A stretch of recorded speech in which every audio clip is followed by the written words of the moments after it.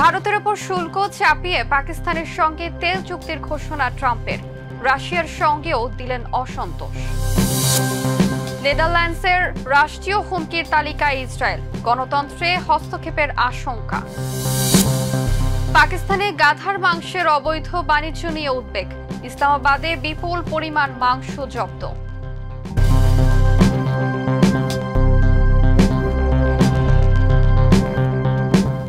দর্শক আমন্ত্রণ মাই TV I নিউজে। এতক্ষণ দেখছিলেন শিরোনাম, সাথে আছি আমি শাজিয়া শাওন।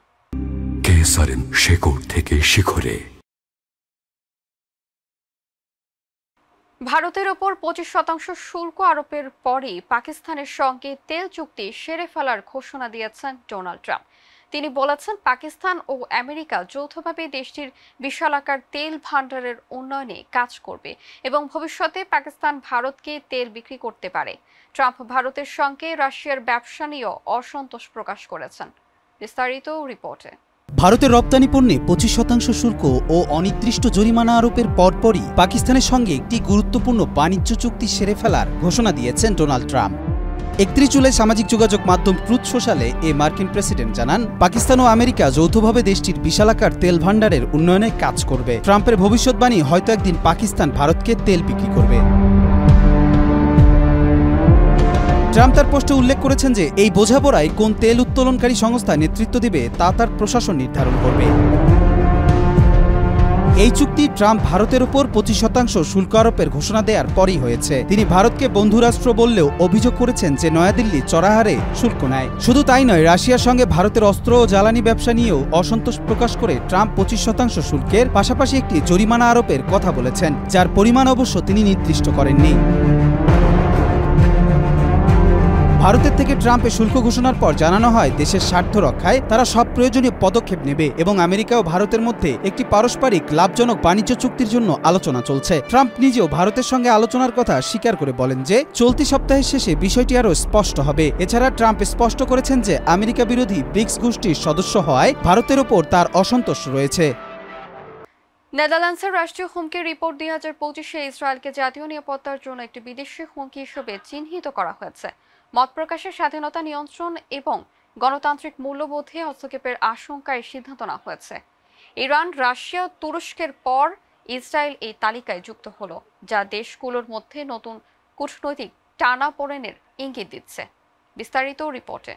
নেদারল্যান্ডসের রাষ্ট্রীয় হুমকির তালিকায় রয়েছে ইসরায়েল। নেদারল্যান্ডসের রাষ্ট্রীয় হুমকির রিপোর্ট 2025-এ ইসরায়েলকে তাদের জাতীয় নিরাপত্তার জন্য একটি বিদেশি হুমকি হিসেবে চিহ্নিত করা হয়েছে। এর আগে এই তালিকায় ইরান, রাশিয়া ও তুরস্কের নাম ছিল। মিডল ইস্ট আই সহ বিভিন্ন আন্তর্জাতিক গণমাধ্যম এই তথ্য জানিয়েছে। নেদারল্যান্ডসের জাতীয় সন্ত্রাস দমন ও নিরাপত্তা সমন্বয়কারী সংস্থা কর্তৃক প্রকাশিত এই প্রতিবেদনে বলা হয়েছে, মত প্রকাশের স্বাধীনতাকে নিয়ন্ত্রণ করে রাজনৈতিক সিদ্ধান্ত নেয়ার প্রচেষ্টা ইসরায়েলকে এই তালিকায় অন্তর্ভুক্ত করার অন্যতম কারণ। এমন কার্যকলাপ গণতান্ত্রিক মূল্যবোধের জন্য হুমকি সৃষ্টি করে এবং বিদেশি হস্তক্ষেপ ও প্রভাব বিস্তারের ঝুঁকি বাড়ায় বলে প্রতিবেদনে উল্লেখ করা হয়েছে।